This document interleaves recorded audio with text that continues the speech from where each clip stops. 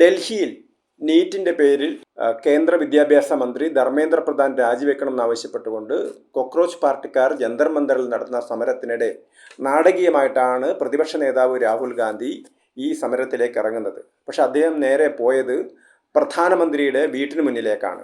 അതോടുകൂടി കാര്യങ്ങളൊക്കെ കലങ്ങി മറിഞ്ഞു. അതായത് അറ്റൻഷൻ മുഴുവൻ അങ്ങോട്ടേക്ക് പോയി. ഇതൊരു രാഷ്ട്രീയ സമരമായിരുന്നില്ല, അല്ലെങ്കിൽ അങ്ങനെയല്ല എന്നാണ് അതിൻ്റെ സംഘാടകർ അവകാശപ്പെട്ടത് തന്നെ. കാരണം തങ്ങളൊരു പൊതുവായ വിഷയത്തിന് വേണ്ടി സമരം ചെയ്യുകയാണ്, കോക്രോച്ച് ജനതാ പാർട്ടി എന്ന് പറയുന്ന ഒരു പാർട്ടി. അപ്പം അവർ ഒരു ഇഷ്യൂ ബേസ്ഡ് സമരമായിട്ടാണ് പലരും അവരെ സഹായിക്കാൻ വന്നു. അങ്ങനെയാണ് നിരാഹാര സമരങ്ങളൊക്കെ നടക്കുന്നത്. പക്ഷേ പെട്ടെന്നാണ്, അതായത് കുറേ നാളായിട്ട് ഈ സമരം നടന്ന സമയത്തൊന്നും ആ ഭാഗത്ത് തിരിഞ്ഞു നോക്കാതിരുന്ന കോൺഗ്രസ് നാടകീയമായിട്ട് സമരരംഗത്തേക്ക് ഇറങ്ങാണ്. ആ സമരത്തിൽ ഏർപ്പെടുന്നത് പോലും ഒരുപക്ഷെ ഇന്ത്യയിൽ കേരളത്തിൽ മാത്രമാണ് ഇത്തരത്തിലുള്ള പല സെക്രട്ടേറിയറ്റ് മുമ്പിൽ ധർണയും രാജ്ഭവൻ മാർച്ചും ഒക്കെ നടക്കുന്നത്. മറ്റ് ഇത്തരത്തിലുള്ള സമരമാർഗങ്ങളൊന്നും തന്നെ ഇന്ത്യയിൽ പൊതുവേ നടക്കാറില്ല. ചില പ്രതിഷേധങ്ങളൊക്കെ ഡെയിലിയിൽ പലപ്പോഴൊക്കെ നടക്കാറുണ്ടെങ്കിൽ പോലും. അങ്ങനെ കേരളത്തിലെ ഒരു കേരള മോഡൽ സമരമാണ് രാഹുൽ ഗാന്ധിയുടെ നേതൃത്വത്തിൽ ഡൽഹിയിൽ നടന്നത്.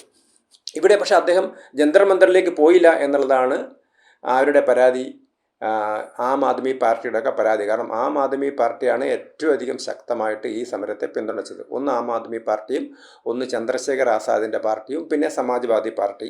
അവരൊക്കെയാണ് കാര്യമായിട്ട് ഈ സമരത്തിന് പുറകിലുണ്ടായിരുന്നത്. പിന്നെ കുറേ ലെഫ്റ്റുകളും അൾട്രാ ലെഫ്റ്റുകളും ഒക്കെ ഉണ്ടായിരുന്നു. മുസ്ലിം മതമൗലികവാദികളും തീവ്രവാദികളും ഒക്കെ തന്നെ ഈ സമരത്തിന് പിന്നിലുണ്ടായിരുന്നു. പക്ഷേ ഇവരുടെയൊക്കെ ഫോഴ്സ് എന്ന് പറയുന്നത് ഡൽഹിയിൽ ആം ആദ്മി പാർട്ടിക്ക് നല്ല സ്വാധീനമുണ്ട്. അവർ തന്നെയായിരുന്നു വലിയൊരു ശക്തി. പക്ഷേ ആ ആം ആദ്മി പാർട്ടിയെ ശബ്ദരാക്കിക്കൊണ്ടാണ് രാഹുൽ ഗാന്ധി ആ രംഗമൊക്കെ കയ്യേറിയതെന്ന് വേണമെങ്കിൽ പറയാം. അതും ഇന്ത്യയിലെ ഒരു ഇരുത്തം വന്ന രാഷ്ട്രീയ നേതാവിന് യോജിക്കാത്ത രീതിയിലാണ്. കാരണം ഇന്ത്യയിലെ പാർലമെൻറ്റ് അംഗങ്ങൾ, പ്രതിപക്ഷ നേതാവും അതേപോലെ തന്നെ കോൺഗ്രസ് അധ്യക്ഷൻ, പാർലമെൻറ്റ് അംഗങ്ങൾ, ആ ആളുകളെയൊക്കെ തന്നെ വിളിച്ചിരിക്കുന്നത് എന്തിനു വേണ്ടിയിട്ടാണ്? തങ്ങളുടെ നേതാവിൻ്റെ, കോൺഗ്രസിൻ്റെ അഖിലേന്ത്യാ പ്രസിഡന്റ് മല്ലികാർജ്ജുൻ ഖാർഗെയുടെ ജന്മദിന പരിപാടിയാണ്. ആ പരിപാടിയിലേക്കാണ് ഇവരെ വിളിച്ചത്. ആ മന്ത്രിമാർക്കും എം പിമാർക്കും മുഖ്യമന്ത്രിമാർ വരെ വരുന്നുണ്ട്. ആ മുഖ്യമന്ത്രി, കർണാടക മുഖ്യമന്ത്രി DK ശിവകുമാർ, കേരള മുഖ്യമന്ത്രി VD സതീശനൊക്കെ അവിടെയുണ്ട്. അവർക്കൊന്നും അറിയില്ല ഇവിടെ ഒരു സമരം നടക്കാൻ പോവാണെന്ന് അറിയില്ല. പെട്ടെന്ന് തന്നെ എല്ലാവരും കൂടെ പ്രധാനമന്ത്രിയുടെ വസതിയിലേക്ക് മാർച്ച് ചെയ്യുകയാണ്. ഈ പ്രധാനമന്ത്രിയുടെ വസതി എന്ന് പറഞ്ഞാൽ 10-20 വർഷം മുമ്പ് നടന്ന പാർലമെൻറ്റിലെ ഭീകരാക്രമണത്തിന് ശേഷം വളരെ നിരോധിത മേഖലയായിട്ട് ആർക്കും അങ്ങനെ പ്രകടനം നടത്താനൊന്നും ആ ഭാഗത്തൊന്നും പറ്റില്ല. അത്രയും സ്ട്രോങ് സെക്യൂരിറ്റി, നിയമപരമായിട്ട് നിരോധിക്കപ്പെട്ട പ്രദേശമാണ്. ആ സ്ഥലത്ത് യാതൊരു മാർച്ചും പ്രകടനമൊന്നും നടത്താൻ പാടില്ല. പക്ഷേ മല്ലികാർജ്ജുൻ ഖാർഗെയുടെ വസതിയിൽ നിന്ന് ഇവിടത്തേക്ക് മാർച്ച് ചെയ്യാണ് കോൺഗ്രസ്സുകാർ ചെയ്തത്. അത് ആരോടും മുൻകൂട്ടി പ്രഖ്യാപിക്കാതെ. കോൺഗ്രസ് എന്ന് പറയുന്നത് നമ്മൾ മനസ്സിലാക്കണം, 1947 മുതൽ 77 വരെ ഇന്ത്യ ഭരിച്ച പാർട്ടിയാണ്. അതിനുശേഷവും ഇന്ദിരാഗാന്ധി 80 മുതൽ 84, പിന്നീട് രാജീവ് ഗാന്ധി പ്രധാനമന്ത്രിയാവുന്നു, നരസിംഹറാവു പ്രധാനമന്ത്രിയാവുന്നു. അവരൊക്കെ ഈ രാജ്യം ഭരിച്ച പാർട്ടിയാണ്. ആ പാർട്ടികളൊക്കെ ഒരു തീവ്ര ഇടതുപക്ഷക്കാരൊക്കെ ചെയ്യുന്നത് പോലെ ആരോടും അറിയിക്കാതെ, പോലീസിനോടൊന്നും പറയാതെ പെട്ടെന്ന് തന്നെ, ഇവരൊക്കെ തന്നെ ഭരണഘടനാപരമായ ചുമതലകളിരിക്കുന്ന ആളുകളാണ്. പ്രതിപക്ഷ നേതാവ് എന്ന് പറഞ്ഞാൽ പാർലമെൻറ്റിലെ പ്രതിപക്ഷ നേതാവാണ്. അതേപോലെ തന്നെ MP മാരാണ്. അതേപോലെ തന്നെ VD സതീശനും DK ശിവകുമാർ ഒരു സംസ്ഥാനത്തിലെ മുഖ്യമന്ത്രിമാരാണ്. അപ്പോൾ ആ ആളുകളെ ആ രീതിയിൽ, അതായത് ഒരു അക്രമികളെ പോലെ പോലീസ് നേരിട്ടാൽ എങ്ങനെയുണ്ടാവും? ഒരു കേന്ദ്ര ഭരണത്തിലുള്ള സ്ഥലത്ത് പോലീസ് അവിടെ നിയമലംഘനം നടത്തുന്നു. ആര് നടത്തുന്നു?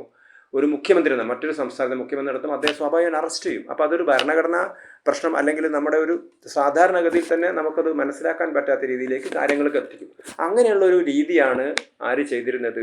രാഹുൽ ഗാന്ധി ചെയ്തിരുന്നത്. മുഖ്യമന്ത്രിമാരോട് പോലും പറഞ്ഞിട്ടുണ്ടാവില്ല ഇങ്ങനെ ഒരു സമരത്തിന് പോവുകയാണ്. അവരോട് പെട്ടെന്ന് വരാൻ പറഞ്ഞ് അവർ പോയി. ഒരു MP മാർക്കും അറിയില്ല തങ്ങൾ സമരത്തിന് പോവുകയാണ്. അവരൊക്കെ ജന്മദിനാഘോഷ പരിപാടിയിൽ പങ്കെടുക്കാൻ പോയ ആളുകളാണ്. അപ്പോൾ അവരെയൊക്കെ പിടിച്ചു കൊണ്ടുപോകുന്നു, സമരത്തിന് കൊണ്ടുപോകുന്നു. പ്രതിപക്ഷ നേതാവ് പ്രധാനമന്ത്രിയുടെ വസതിക്ക് മുമ്പിൽ സമരം ചെയ്യുന്നു. അപ്പോൾ പോലീസൊക്കെ സ്തബ്ധരായിപ്പോയി. അപ്പോൾ പെട്ടെന്ന് ഒരു മണിക്കൂറിനുള്ളിൽ തന്നെ കേന്ദ്ര സർക്കാരിൻ്റെ പ്രതിനിധി ജിതേന്ദ്ര സിംഗ്, അദ്ദേഹം രാഹുൽ ഗാന്ധിയെ കണ്ടു. എന്താണ് നിങ്ങളുടെ ആവശ്യം? അപ്പം ആവശ്യം പറഞ്ഞ സമയത്ത് പറഞ്ഞു, ശരി, ഞങ്ങൾ ഉടൻ തന്നെ ചർച്ച ചെയ്യാം. അദ്ദേഹത്തിൻ്റെ ആവശ്യം പാർലമെൻറ്റിൽ ഈ വിഷയം ചർച്ച ചെയ്യണം എന്നുള്ളതാണ്. ഉടൻ തന്നെ അദ്ദേഹം പാർട്ടിയുടെ നേതാക്കന്മാരായിട്ടും പ്രധാനമന്ത്രി ബന്ധപ്പെട്ട ആളുകളൊക്കെ ആയിട്ട് ബന്ധപ്പെട്ടു. ശരി, ചെയ്യാം എന്ന് പറഞ്ഞു. അപ്പോൾ പെട്ടെന്ന് ആവശ്യം വീണ്ടും രാഹുൽ ഗാന്ധി മാറ്റുകയാണ്.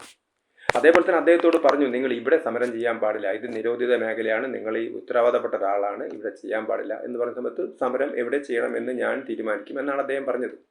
അപ്പം സമരം ചെയ്യാം, ഏതൊരു പൗരനും സമരം ചെയ്യാം. ആ സമയത്ത് നിരോധിത മേഖലയാണെങ്കിൽ പോലീസ് അറസ്റ്റ് ചെയ്യും. പക്ഷേ രാഹുൽ ഗാന്ധി ആയതുകൊണ്ട് അറസ്റ്റ് ചെയ്തില്ല. അദ്ദേഹത്തിന് വളരെയധികം സമയം കൊടുത്തു. അദ്ദേഹത്തിന് പിന്നെ സ്വാഭാവികമായിട്ടും പോലീസ് അദ്ദേഹത്തെ അറസ്റ്റ് ചെയ്തു. ആ സമയത്ത് മനോരമയൊക്കെ രാഹുൽ ഗാന്ധിയെ വലിച്ചഴച്ചു എന്നൊക്കെ പറയുന്നു. അപ്പോൾ രാഹുൽ ഗാന്ധി കാണിച്ചത് ഉചിതമായ നടപടിയാണോ എന്നുള്ളത് ആരും പറയുന്നില്ല. അപ്പോൾ എന്ത് തന്നെയായാലും എന്തായിരുന്നു രാഹുൽ ഗാന്ധിയുടെ ഉദ്ദേശം? ഇത്രയധികം ദിവസം സോനം വാങ്ചുക് നിരാഹാരം കിടന്ന സമയത്ത് രാഹുൽ ഗാന്ധി അങ്ങോട്ടും പോയില്ല. അദ്ദേഹം വിദേശത്ത് എവിടെയോ പോയിരിക്കുകയാണ്. കോൺഗ്രസ്സുകാരും പോയില്ല. അവിടെ ആകെ പോയത് CPM നേതാക്കന്മാർ പോയി, മറ്റ് പ്രതിപക്ഷ പാർട്ടികളുടെ നേതാക്കന്മാരൊക്കെ പോയി. കോൺഗ്രസ്സുകാരും പോയില്ല. അപ്പം എന്തുകൊണ്ടാണ് ഇങ്ങനെയൊരു സമരം? അങ്ങനെയാണെങ്കിൽ ജന്തർ മന്ദറിൽ സമരം ചെയ്യുന്ന സമയത്ത് ജന്തർ മന്ദറിലേക്കല്ലേ അവർ പോകേണ്ടത്, അങ്ങോട്ട് പോയില്ല. അപ്പം ഈ ഇഷ്യൂ ഡൈവേർട്ട് ചെയ്യാനാണെന്നാണ് ഇപ്പോൾ ആം ആദ്മി പാർട്ടി പറയുന്നത്. ആം ആദ്മി പാർട്ടി പറയുന്നത് കോൺഗ്രസ് BJPയുടെ ഒരു ചട്ടുകമായിട്ട് പ്രവർത്തിക്കുകയായിരുന്നു. അപ്പം ഇതിനൊരു രാഷ്ട്രീയ പ്രശ്നമാക്കി പറ്റിയ BJPക്ക് എളുപ്പമായി. ഇപ്പോൾ രാഷ്ട്രീയേതര പ്രശ്നമായിട്ട് ഒരു പ്രശ്നം, അതായത് ജനങ്ങളുടെ അല്ലെങ്കിൽ വിദ്യാർത്ഥികളുടെ ഒരു പരീക്ഷയുമായി ബന്ധപ്പെട്ട ഒരു വൈകാരികമായ പ്രശ്നമായതുകൊണ്ട് അതിൻ്റെ പേരിൽ ആളുകൾ സമരം ചെയ്തു. അങ്ങനെ വരുന്ന സമയത്ത് അതിന് കുറേ പിന്തുണ കിട്ടും. പക്ഷെ അതൊരു പൊളിറ്റിക്കൽ സമരമായി മാറുന്ന സമയത്ത് ആ പൊളിറ്റിക്സായിട്ട് മാത്രം അത് മാറിപ്പോവുകയാണ് ചെയ്യുന്നത്. അപ്പം യഥാർത്ഥത്തിൽ ഈ ഒരു സമരത്തെ പൊളിക്കുക എന്നുള്ളതായിരുന്നു കോൺഗ്രസിൻ്റെ ഉദ്ദേശം എന്നാണ് ആം ആദ്മി പാർട്ടി പറയുന്നത്. അവരുടെ നേതാക്കളൊക്കെ പരസ്യമായിട്ട് അത് ട്വിറ്ററിലൂടെയൊക്കെ അവർ പ്രകടിപ്പിച്ചു. അവർ വലിയ ചോദ്യങ്ങളൊക്കെയാണ് ചോദിക്കുന്നത്. കാരണം ജന്തർ മന്ദറിൽ ഇത്രയധികം ദിവസം സമരം ചെയ്തിട്ട് ആരും ചർച്ചയ്ക്ക് പോയില്ലല്ലോ. പക്ഷേ രാഹുൽ ഗാന്ധിയുടെ അടുത്ത് പെട്ടെന്ന് തന്നെ പോയി. അതേപോലെ തന്നെ രാഹുൽ ഗാന്ധി എന്തിനാണ് പ്രധാനമന്ത്രിയുടെ വസതിക്ക് മുമ്പിൽ സമരം ചെയ്യാൻ പോലീസ് കടത്തി വിട്ടത് എന്ന ചോദ്യമാണ് ആം ആദ്മി പാർട്ടി ചോദിക്കുന്നത്. അപ്പോൾ അതൊരു ശരിയായ ചോദ്യമല്ലേ? ഇവരെ പാർലമെൻറ്റിൻ്റെ ഭാഗത്തേക്ക് മാർച്ച് സമയത്ത് അവരെ തടഞ്ഞു. ആരെ? CJPക്കാരെയൊക്കെ തടഞ്ഞു, കോക്രോച്ച് പാർട്ടിക്കാരെ തടഞ്ഞു, അവരുടെ കൂടെയുള്ള പ്രതിപക്ഷ പാർട്ടിക്കാരെയൊക്കെ തടഞ്ഞു. പക്ഷേ കോൺഗ്രസ്സിന് രാഹുൽ ഗാന്ധിക്കും മുഖ്യമന്ത്രിമാർക്കൊക്കെ സമരം ചെയ്യാൻ അനുവാദം കിട്ടി, അല്ലെങ്കിൽ അതിന് പോലീസ് കൂട്ടുനിന്നു എന്നാണ് പറയുന്നത്. അപ്പോൾ അതിൻ്റെ അർത്ഥം BJPക്ക് വേണ്ടി കോൺഗ്രസ് ഈ ഒരു സമരത്തെ പൊളിക്കാൻ വേണ്ടി നിന്നതാണ് എന്നുള്ളൊരു ആരോപണമാണ് ആം ആദ്മി പാർട്ടി ചെയ്യുന്നത്. സമരക്കാരെ സംബന്ധിച്ചിടത്തോളം ആര് സപ്പോർട്ട് ചെയ്താലും അവർക്ക് ഇപ്പോൾ പിന്തുണ, അവർക്ക് സപ്പോർട്ട് എന്നുള്ളത് തന്നെയാണ് അവർ ഉദ്ദേശിക്കുന്നത്. പക്ഷേ ഇവിടെ ആ സമരത്തെ ഏറ്റവും അധികം സപ്പോർട്ട് ചെയ്ത ആം ആദ്മി പാർട്ടി. കാരണം ആം ആദ്മി പാർട്ടിക്കാരാണ് ഇതിൻ്റെ മുമ്പിലൊക്കെ ഉള്ളത്.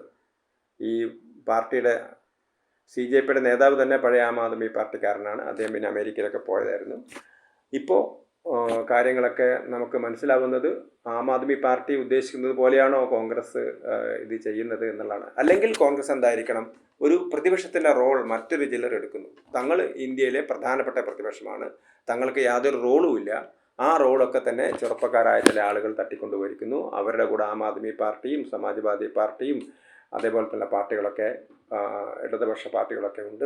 തങ്ങൾക്ക് യാതൊരു റോളും ഇല്ല എന്ന് മനസ്സിലായതോടെയാണോ ഇവരെ പോയത് എന്നുള്ളതാണ് വസ്തുത. എന്തു തന്നെ ആയാലും വലിയ മൂർച്ഛിച്ച് നിന്നിരുന്ന സമരം പെട്ടെന്ന് തന്നെ ചീറ്റിപ്പോകാനുള്ള ഇടയായത്, അല്ലെങ്കിൽ രാഷ്ട്രീയ സമരമായിട്ട് ഇത് മാറിയത് ആരെ കൊണ്ടാണ്?